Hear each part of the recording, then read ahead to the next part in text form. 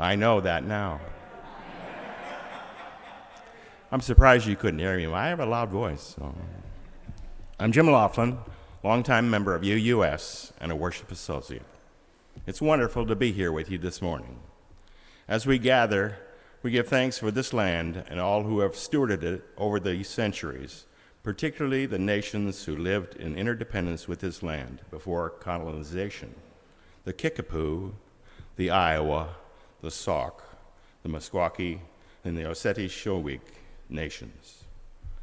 As people of many ages, genders, and races and sexual orientations, classes and abilities, health statuses, we know how important it is to come together as a radically welcoming spiritual community. Our covenantal faith expresses our core value of love through how we agree to be together and support each other. So it is good to affirm that we have faith and hope in this congregation, in each other, and in the ways we support each other and grow. And so, as we affirm that whatever is within our life's journey, whether we come to worship with joy in our hearts, weighted by burdens, in need of rest, searching for people to engage in the struggle with us, we are glad, and this community is glad, that we are here. If you're here in person, to ensure a smooth stream for those watching on YouTube, please either turn off your phone, I'm giving you a chance, silence it, or turn off your Wi-Fi. As Unitarian Universalists, we believe what our conscience tells us we must believe. We are guided by shared principles and sources of our living religious traditions. Our call to worship today is by Reverend Megan Visser, a UU minister and community organizer. We entered this sanctuary for kindness and comfort. May rough-worn hands and aching backs be healed. We entered this sanctuary of hope for equality. May those who labor to survive live to know justice.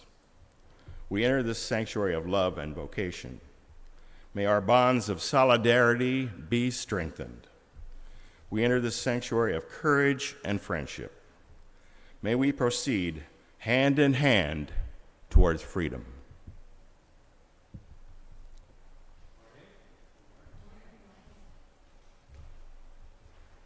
So, amazing. Thank you so much, Michael. You may have noticed that the AV people are in a different place today. And this is a part of very exciting. We're trying to improve our streaming and our everything to get things out. So these people who are sitting back there, it looks like Russ and Michael and Jeff. Yeah. If you see them after the service, make sure to thank them for all the time they're putting in. Or maybe we could thank them now. Thank you.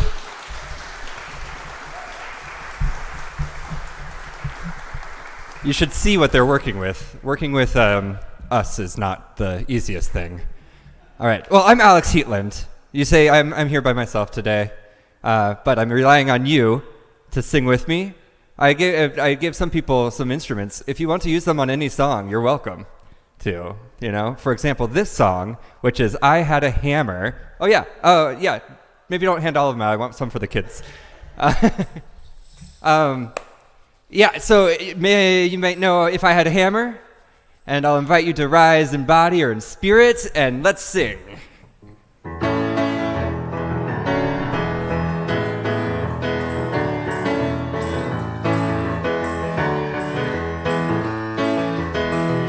If I had a hammer, I'd hammer in the morning, I'd hammer in the evening, all over this land.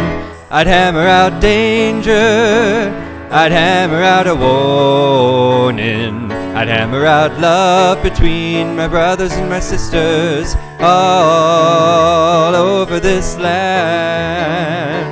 Yeah? If I had a bell, I'd ring it in the morning, I'd ring it in the evening, all over this land.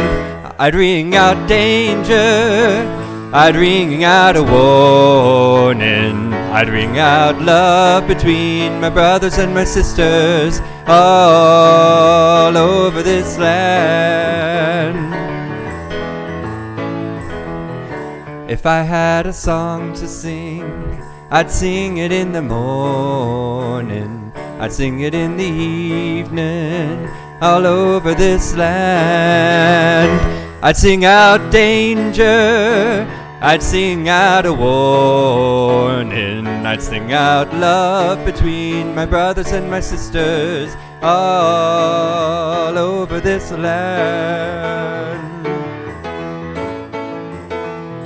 Well, I've got a hammer, and I've got a bell, and I've got a song to sing all over this land. It's the hammer of justice, it's the bell of freedom. It's a song about love between my brothers and my sisters all over this land. Let's sing that's the hammer of justice one more time.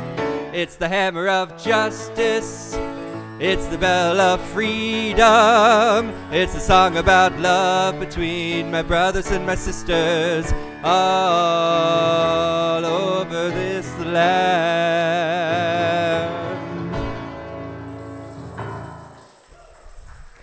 All right, you have to promise to keep your instruments quiet while people are talking, though.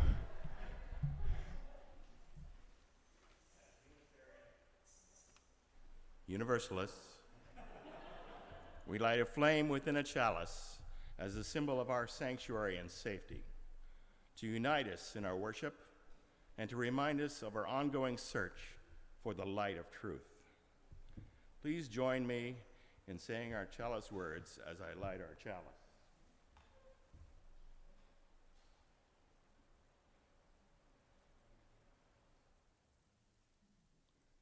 Life is a gift for which we are grateful.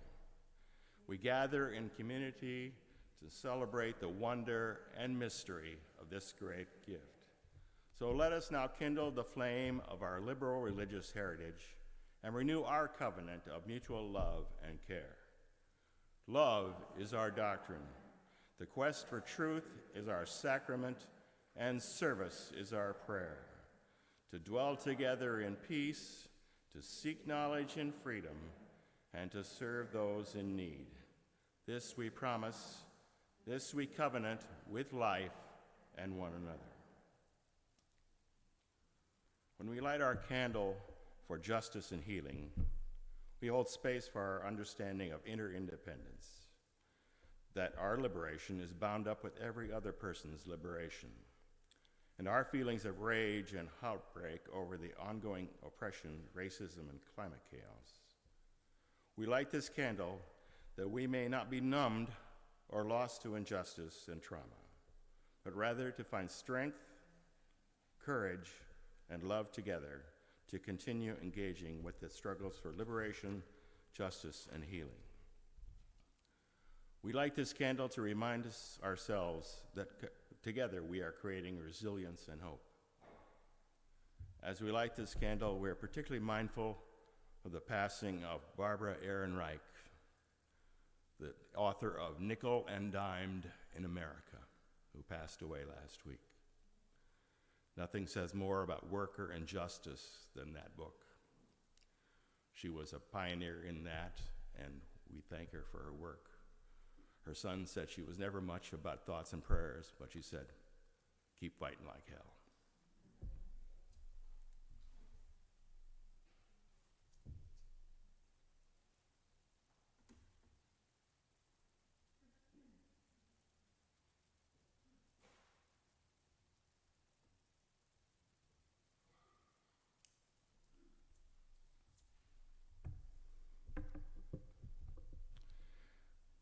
As we light this candle, let's hold a time of silence to listen to our hearts and our bodies, and perhaps to lift up to our prayers.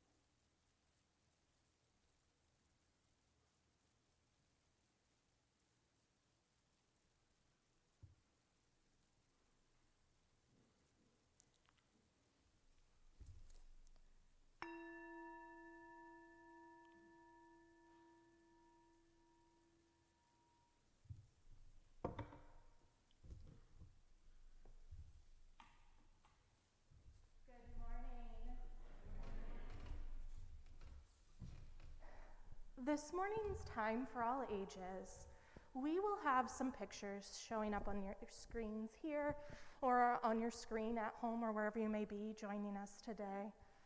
And I'm going to be asking you some questions.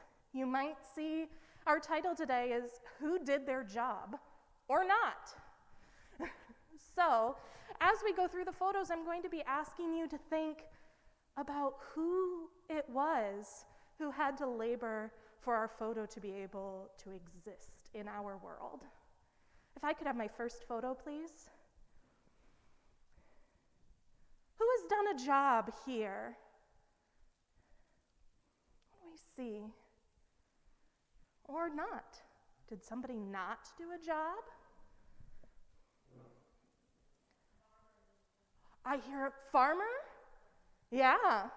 Okay, so to have our eggs, maybe a farmer did their job, right? Chickens, a woodworker. We see a nicely made spoon. The bees. The bees have worked hard. Did they just bring the honey to the door, though, and pour it in that jar for us? A truck driver. Okay. And a beekeeper. Who hasn't done a job yet in this photo? A well driller? Is that what I heard? Oh, do we have some water? Yeah. Yeah. I know Who who hasn't done their job yet. hasn't done their job yet? The cook. The cook! The baker! There's maybe some muffins or a nice cake that might be coming, right, Alex? Yeah, I agree. They haven't done it yet. Awesome. Yeah, so lots of people we've named have done their job for this photo and maybe not yet done their job. Can we have our next photo, please? All right. Who's done their job or not? Yeah. I know someone who hasn't done the job. Yeah. The person who's making A person making the house. a house hasn't done the job yet. All right. What else do we see when we look at this photo? A mason. Okay. Who's worked hard. A truck driver. Getting those materials to this location. The person who took the order. Awesome. The truck driver didn't just drop these off by chance, right? Someone had to do a job. Let's go ahead and move on to our next one. Y'all are really good at this. All right. Who's done their job or not? Yeah. The person, I know the one who hasn't done their job. I'm pretty sure someone's probably going to make some food out of it. I'm pretty sure the cook. Okay, so maybe the cook hasn't done their job yet on this one. Man, why is that cook always slacking? Who has done their job for this picture? The buyer? All right. So sometimes we do our shopping by having someone go around that store for us. Awesome. The stalker. Someone who put those items on the shelves for the buyer to pick up. The bagger. So at some stores, they put our things into bags for us. The farmer. We're back to some lovely produce again, right? All right, let's see our next one. Who's done their job or not? Yeah. The cleaner hasn't done his job yet because it says caution, cleaning in progress. Nice reading. Caution, cleaning in progress. So they haven't done their job yet, but they're probably working on it, right? So the cleaner, a janitor, someone taking care of those floors. All right, can I have my next photo? All right. This might look more familiar to some of us than others. But who's done their job for this photo? Yeah. The eater hasn't done their job yet, right? All right, but who has done a job here? The cow! A lunch person, definitely. Getting those lovely foods on the tray, right? All right, let's go ahead and have our next photo, please. Who's done a job or not? The librarian, yes. The librarian, it looks like they've done a pretty nice job, huh? The authors, yes. The readers, have they done a job? Not yet. All those books are on the shelves, huh?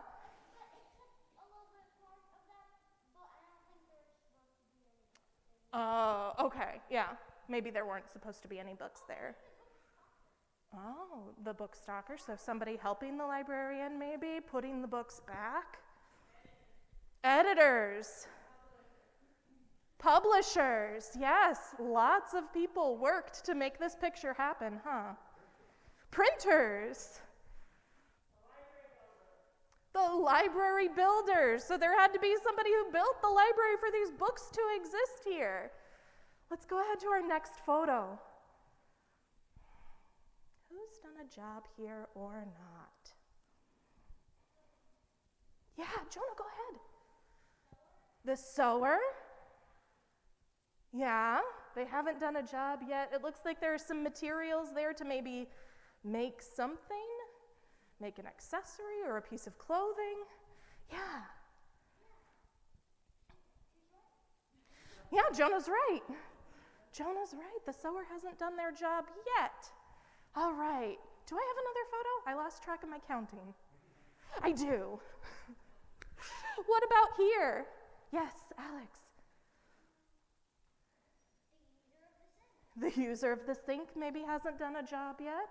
What do we notice about this sink? I heard it. Do we see a drip here? It's kind of hard to see with how bright it is. There's a...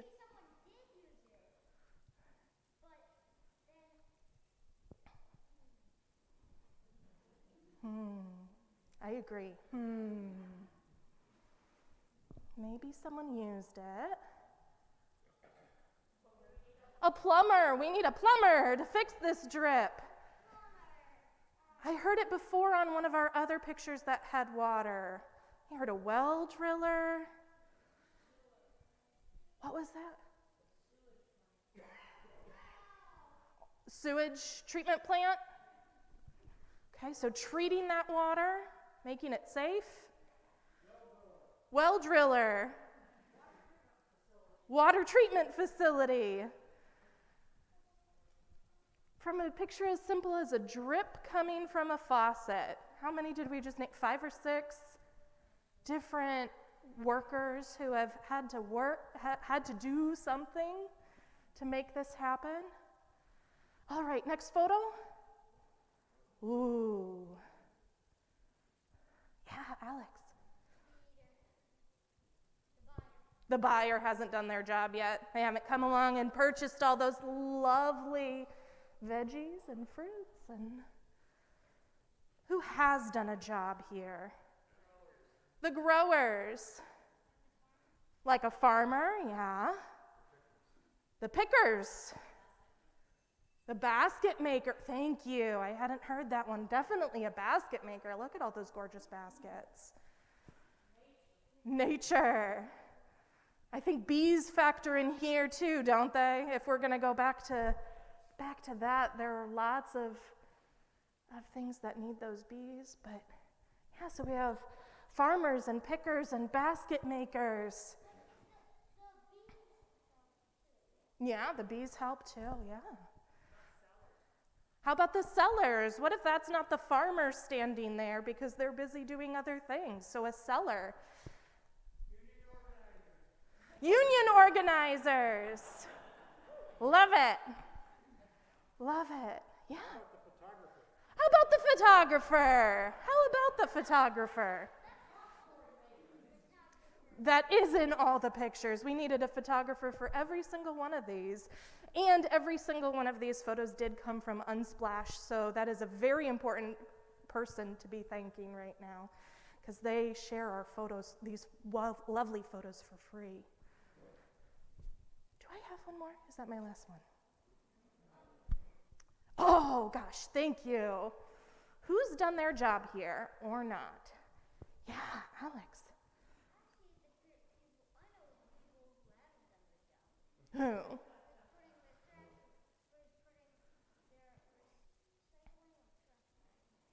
Oh, somebody hasn't taken their trash out yet. This is empty. Or somebody came along and did what?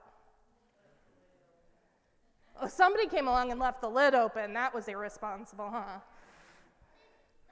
Who did the job? They didn't close the lid. Oh, man. Nice work. Nice work. Who did a job here? Why is it empty? The trash collectors. So maybe somebody didn't take their trash out yet, or maybe someone's come along with a truck and removed all of this trash for them. Yeah, John, are you stretching? Oh, just stretching. All right. All right, I'm going to ask again. Do I have one more? I do. Who's done a job? Yeah. Oh.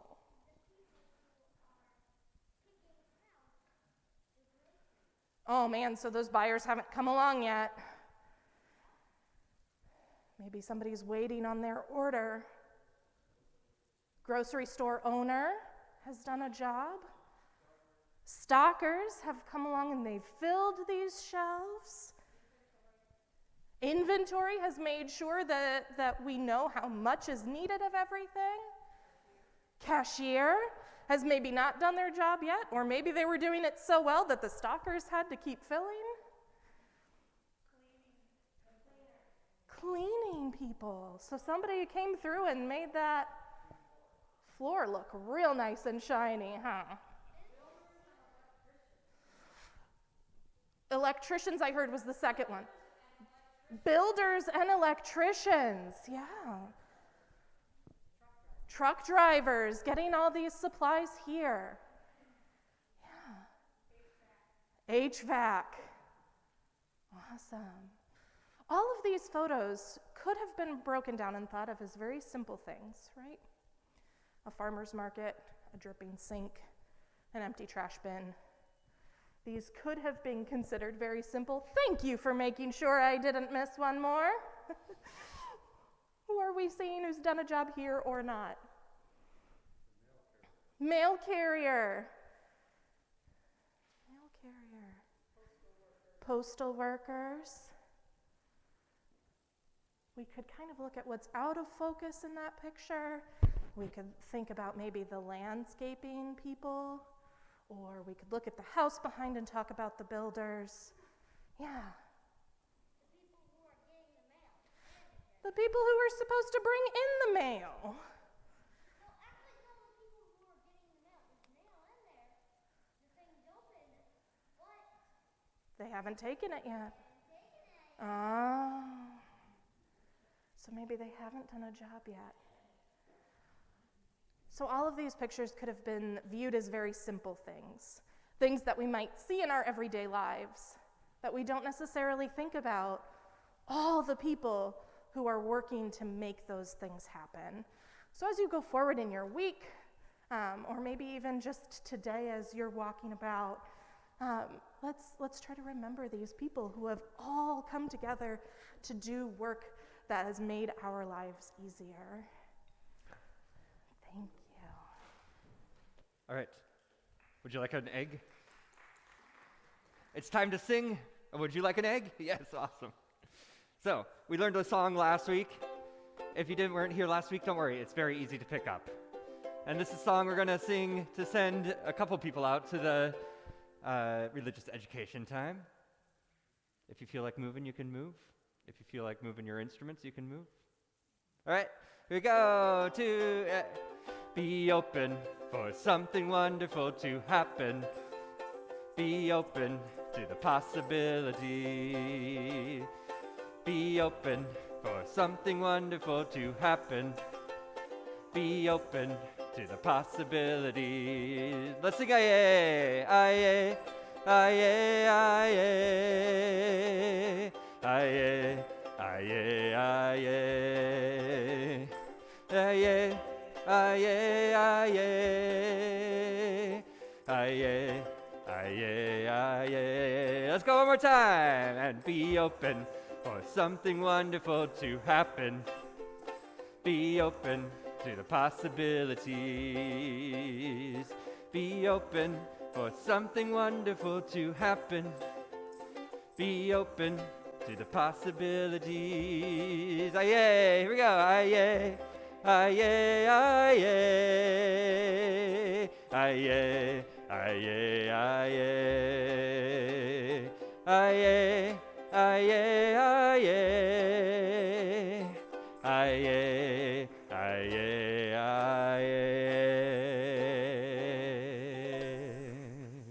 All right, thank you.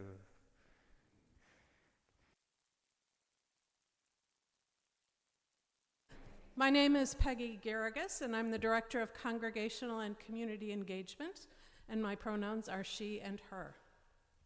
If you're newer to our community, we are glad you're here. If you're in person, your neighbor or a greeter in the atrium would love to tell you more about UUS or maybe even give you a tour. If you're here online, there's a link to a visitor form in the YouTube notes below the video so that we can connect with you. Our congregation is made up of many people and many communities. We gather in a variety of ways to learn, sing, laugh, share meals, try new things, and help repair our beautiful, broken world. Together, we create a community that nurtures us as we seek to live love more fully and fiercely into this world. This morning, Mike Pavlich is here to share more about their connection to our UU Society and the Radical Welcome Tea.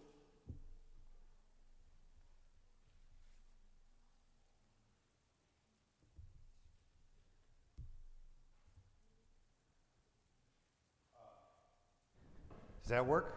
It does. Well, hi. I'm representing, as Peggy said, the Radical Welcome Team. That's something that Reverend Diana put together and labeled back in the early fall. She then had us go through a wonderful online UU class called Transgender Inclusion in Congregations. A dozen of us went through that class. And we were so taken by it, by what we learned and the enthusiasm that it gave us, that we're rerunning that class again, starting in about 10 days, on the 12th. Okay?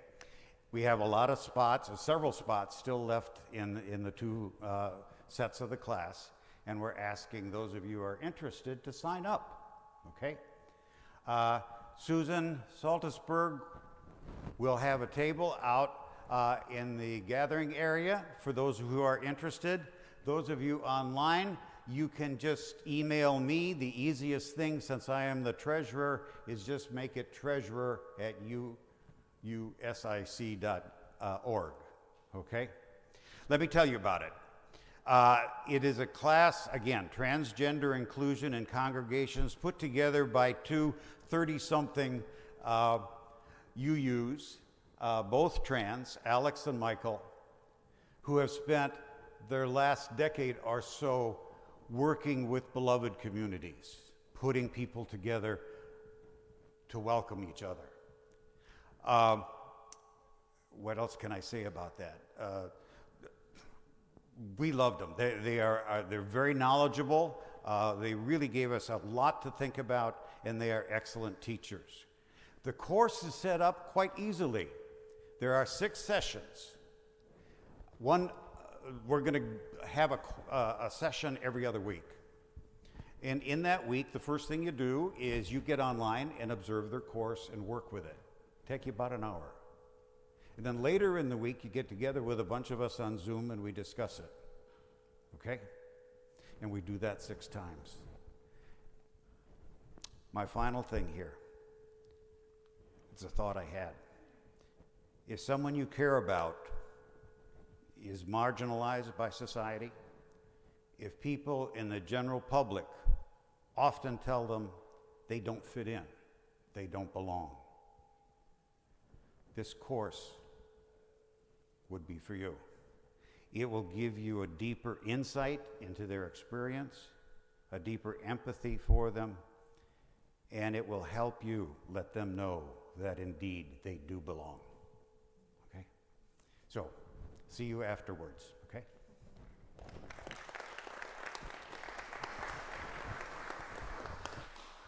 This coming week, we're especially living our values by nurturing deep connections, and we have several ways to do that coming up this week.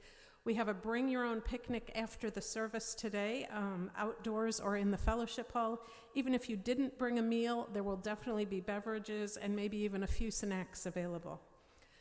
The UUS Veg community is also starting up again and hosting a Labor Day plant luck here tomorrow from noon until 2. Bring your plant-based dish to share with no animal products. And on Wednesday evening, we're hosting our first Wonderful Wednesday program with a potluck at 6 and several program options at 7 p.m. A vegan and gluten-free main dish will be provided, so bring a side dish or dessert to share. So lots of chances to eat this week. And a thank you to all who are attending or volunteering at the fundraiser that we're hosting on Thursday for the Johnson County Interfaith Coalition.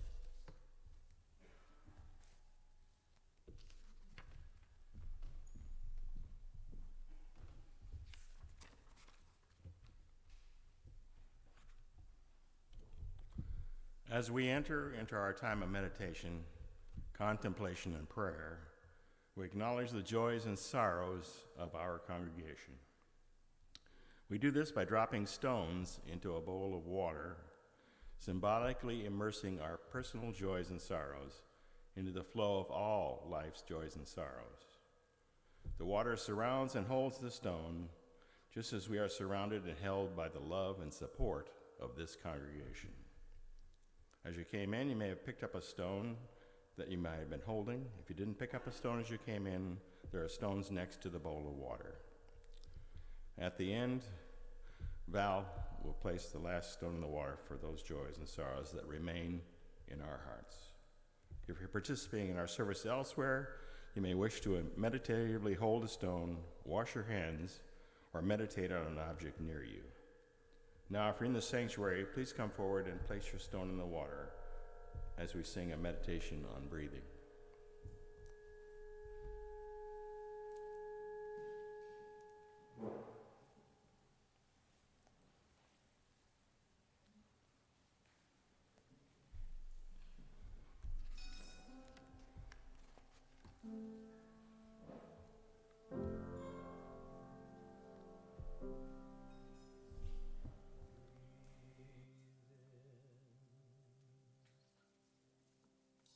Breathe out. Breathe in.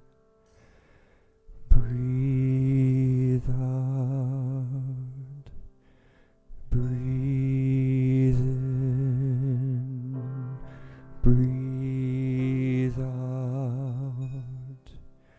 Breathe in. Breathe out. You can keep doing that.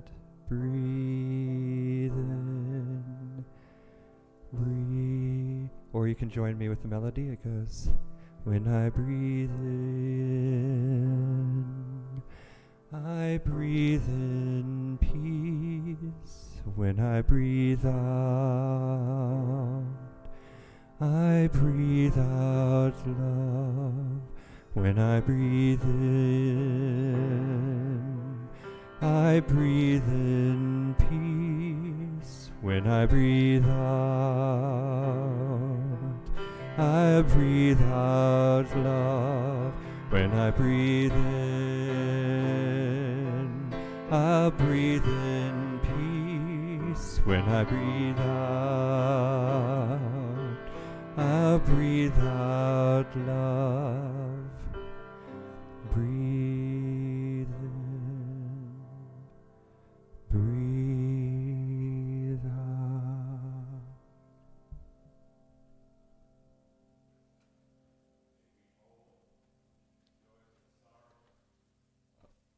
congregation, and the wider community tenderly in our hearts and minds today and in the coming days. When we need a listening ear or heart or helping hand, may we reach out. And when we know the needs of others, may we offer support with loving kindness. For it is in sharing our lives, our cares and our joys, in giving and receiving, that we know community most fully, that we may have community opportunity to live our covenant with one another. Amen, and blessed be.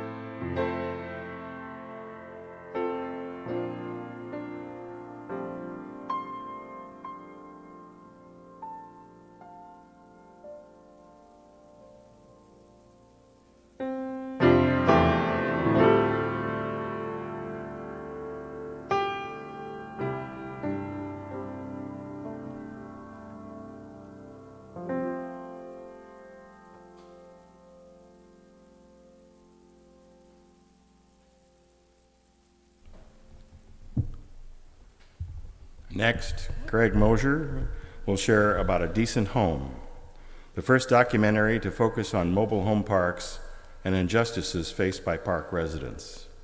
The film is a tool to help drive awareness and action in support of manufactured housing owner rights. It centers affordable housing in a broad public forum for debate, discussion, and advocacy. It was shared by the Johnson County Affordable Housing Coalition and features North Liberty Mobile Home Park residents.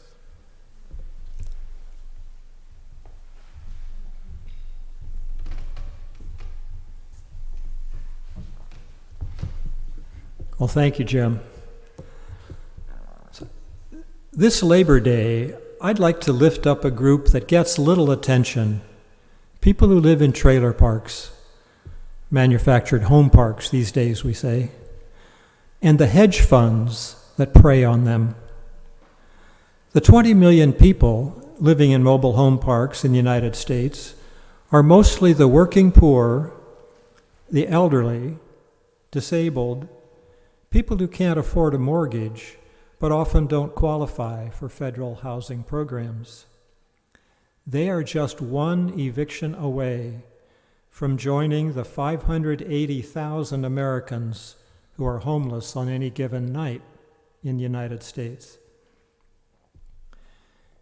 You see, in mobile home parks, people own their own homes, but they rent the lot on which that home sits in the park from the owner.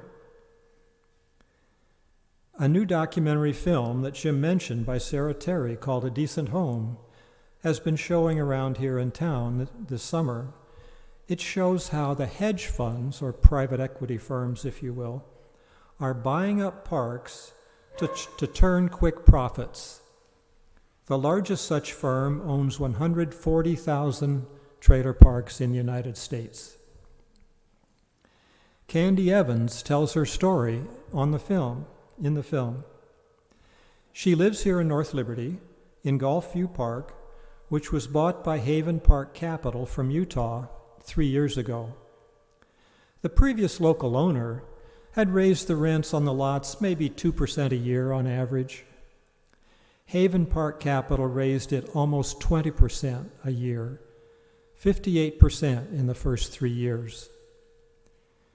Now, you can't just take your home and move to another park because it costs from $3,000 to $10,000 just to move one of those mobile homes. money that people don't have. So here's an example of the business model. At one park in Aurora, Colorado, a nonprofit group offered $20 million to buy the park from a private equity firm that had bought it. The firm refused because they expected to sell it to an upscale condo developer for 10 times that. So these investors are trained in expensive workshops on how to buy a mobile home park in states that have few regulations, and then they add extra charges on the tenants for maintenance and utilities. They remove expensive swimming pools and playgrounds to avoid buying liability insurance, and then they raise the rents on the land to produce the desired return on investment. Then they sell the land to a developer at a big profit. That's the business model. Now, these parks are minimally regulated because landlord-tenant laws often don't apply to them. Now, a couple of years ago, Zach Walls led a successful effort to protect park tenants' rights in the Iowa Senate. But the bill was killed by one party's legislators in the House who had received large campaign contributions from hedge funds, and then they voted against the bill. Now, if you're interested in seeing the film, you can Google A Decent Home or go to adecenthomefilm.com and see the film or get more information. Now, there is some hope. There's a park in New Hampshire where residents bought their own park and ran it as a co-op for the common good of everyone in the community. Well, here's a call to action for a couple of busy people with time for one more social justice cause in your day. We could talk to city councils in North Liberty, Goreville, Iowa City, Tiffin, or the Johnson County Board of Supervisors about protecting park residents' rights. I'll close with words from Candy Evans, the mobile home resident in North Liberty. Candy said, "We, the residents, are making the wealthiest Americans even more wealthy off what little we've been able to save."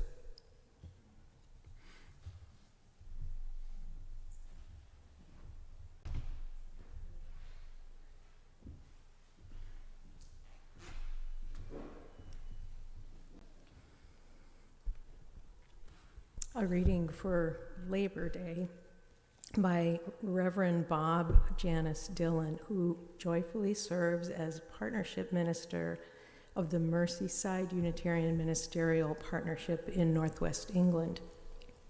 It's titled, "Whose Are You?"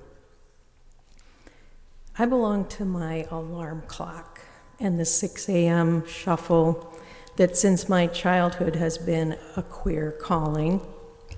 I belong to the coffee machine and the aroma of the Sierra Nevada highlands that I have only seen with others' eyes and hands. I belong to busyness and the founding myth of the white Anglo-Saxon Protestant. I am counted by the businessman and the stars. Yet, more precisely, I am owned by the clouds who bring down the rivers of life. I belong to the clouds who bring succor to the heart in the evening. I belong to Snake shedding her skin and the infinite miracle of the tadpole. I belong to the shtetl my grandmother spun, where my grandmother spun. I belong to the nameless ones to my left and to the faceless ones on my right. I am carried by forces that are no longer capable of being described, but are within the several spheres, as alive as you and me. My neighbor and my very soul lies bleeding in the gutter. My neighbor and my very soul arises from the dirt in a different form and foreign to me. The tiniest of bugs own my future within the cradle of their antennae. The banyan deer is my master and teacher. I'm the follower of the rising of the corn, rising like a helix around the beans and squash. Before the plants come to fruition, I am not. I belong to the nothingness that predates me and gives me form, and to the clouds that kiss me every day whether I notice or not. And I belong to you, dear piece of the stars. What would you have of me?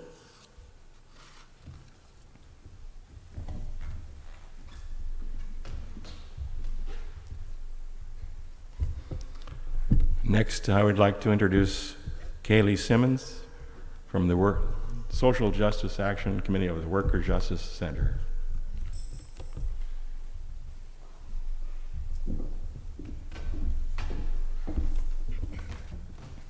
Hi everyone, my name is Kaylee Simmons. My pronouns are she, her, and I am a community organizer at the Center for Worker Justice. So a little bit about what our organization does is we attack issues in the community that revolve around labor rights, immigration, affordable housing, and so much more.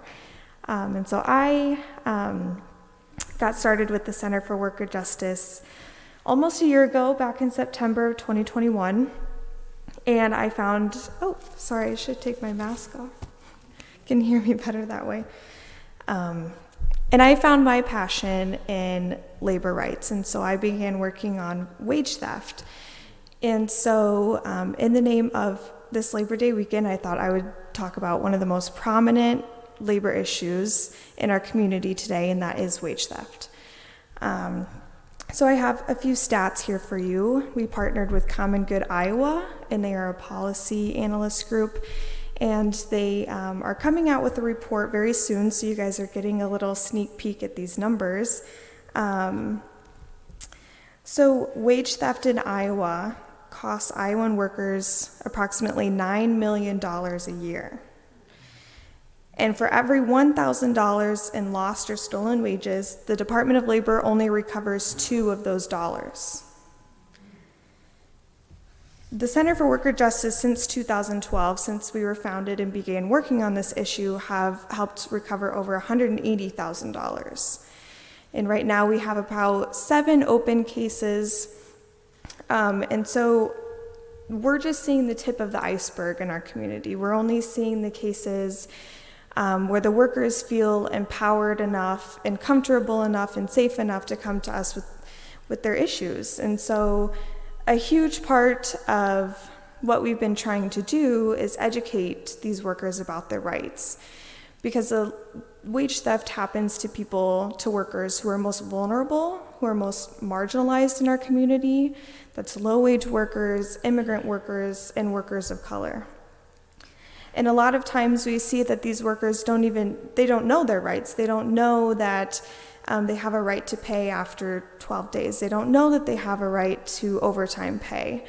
And so they come to us because they know something is wrong, but they're not quite sure. And then that's our opportunity to say, you have a right. You have a right to get paid. You're not working for free, and we can help you.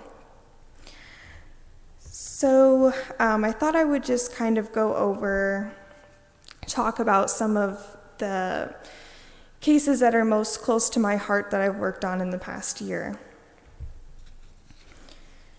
Sophia Mendez and Francisco Chavez were a couple who were working at a local restaurant in Iowa City, and they were getting paid cash, so they were getting paid under the table, and all of a sudden they stopped getting paid. And so they came to the center. They heard about us through their own community, and they came to the center, and we were working on this case. We were trying to gather all of the evidence, and while we were looking at it, we noticed that they weren't getting paid overtime. So that's what happens. A lot of time these workers will come to us, and then we'll find a list of other issues that are going on as well. And so thanks to our wonderful community, we are able to hold delegations, and that's where we gather pastors and union representatives and city council members, elected officials, and we are able to go to that employer with some community pressure and urge them to work with us to figure this issue out. And that usually works a lot of the time.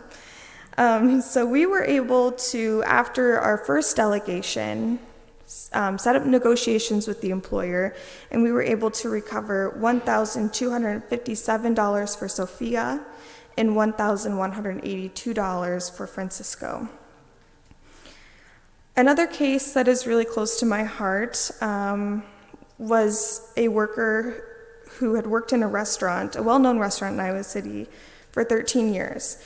And I would love to share her name, but unfortunately, due to confidentiality agreements, I'm not able to do so.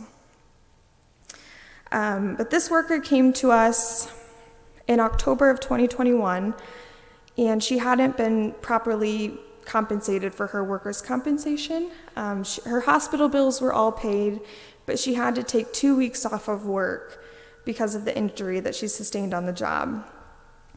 And so she came to us because she wasn't paid for those 2 weeks. And we said, okay, let's gather some evidence, let's bring in your pay stubs, and let's take a look. And she brought in probably 75 pay stubs. She was very prepared. 75 pay stubs from 2015 to 2021. And as we're looking, we realized that she had not been paid overtime for 13 years of employment. And she had no idea. She had no idea that she had a right to overtime pay. And so while we were attacking the issue of the workers' compensation, now we also had to try and figure out how are we going to get her paid for 13 years of overtime with an employer who did not want to cooperate with us. And so after months and months of negotiations and public attention to the issue, delegations and protests, we were finally able to sit down with that employer and negotiate, and we were able to recover $9,474 for this worker. So not as much as we had hoped, but the negotiations, it's a give and a take, and the worker was comfortable with the numbers, so that's what we went ahead and went with. I would just say, like I had said, education is so important, and we're really ramping up those efforts, especially in the construction industry, because that's where we're seeing a lot of cases right now. And so we are doing some educational presentations, Know Your Rights workshops, and our next one is going to be at St. Patrick's Church on September 8th at 6:30 p.m. It's open to everyone, so if you have anyone you know who would really benefit from a presentation like this, or if you would like to join and act as an ally, act as support, we would love to have you. And yeah, thank you guys all for having me this morning. It's awesome to be here. Thank you.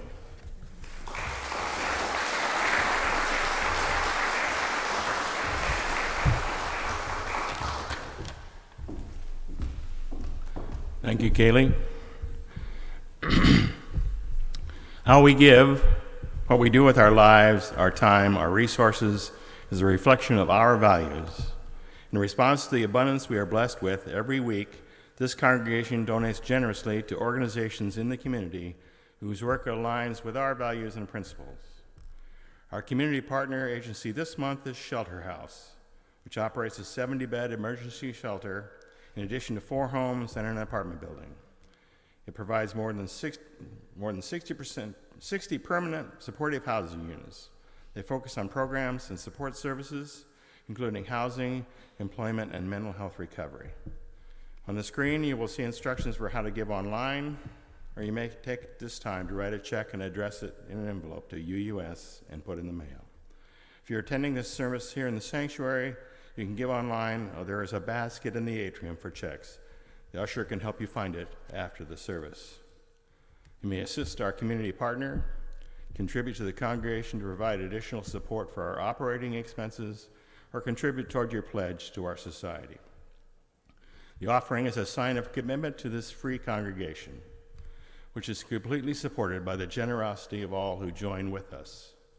As we give and receive this offering, may we be transformed by our giving, and may the world be transformed by our gifts.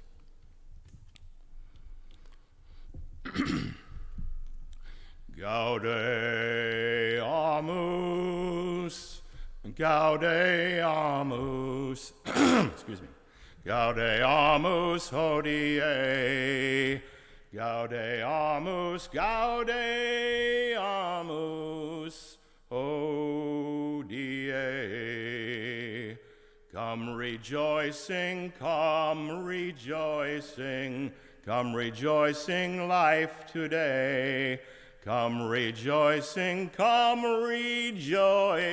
life today. Gaudeamus, Gaudeamus, Gaudeamus hodie, Gaudeamus, Gaudeamus hodie.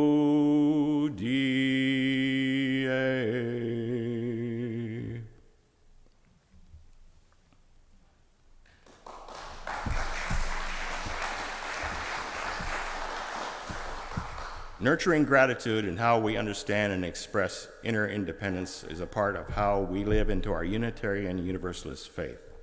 May what has been shared here today help us more fully affirm our inner connection and live into love and justice. Immediately after the service, you will have time to join all in conversation and community. If you're online, a link to our Zoom coffee hour is being dropped into the chat. If you're here in person, we'll gather in the fellowship hall and outside for congregation.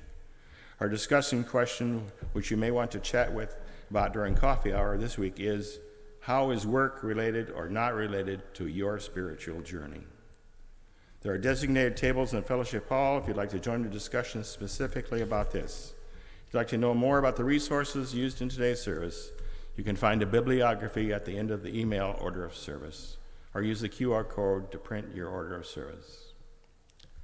Now, as we close today, we'll sing hymn number 157. Hi, everybody. So the labor movement actually has so much cool music. This is one.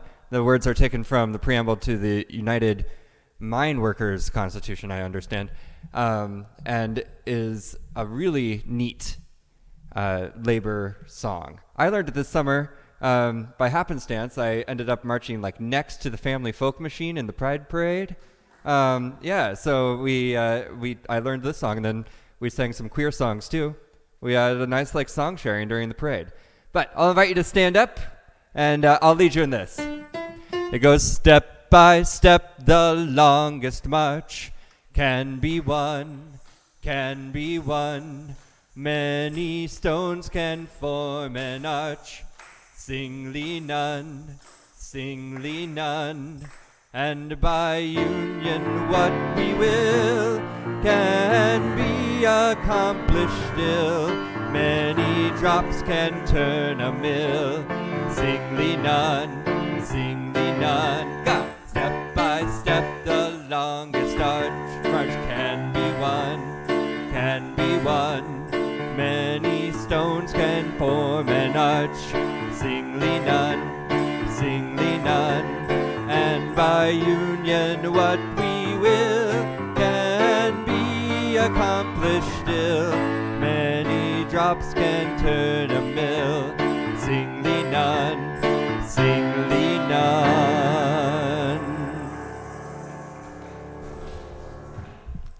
Please join me in the words for extinguishing this flame. We extinguish this flame, but not the light of truth, the warmth of community, or the fire of commitment. All these we carry in our hearts and minds until we are together again.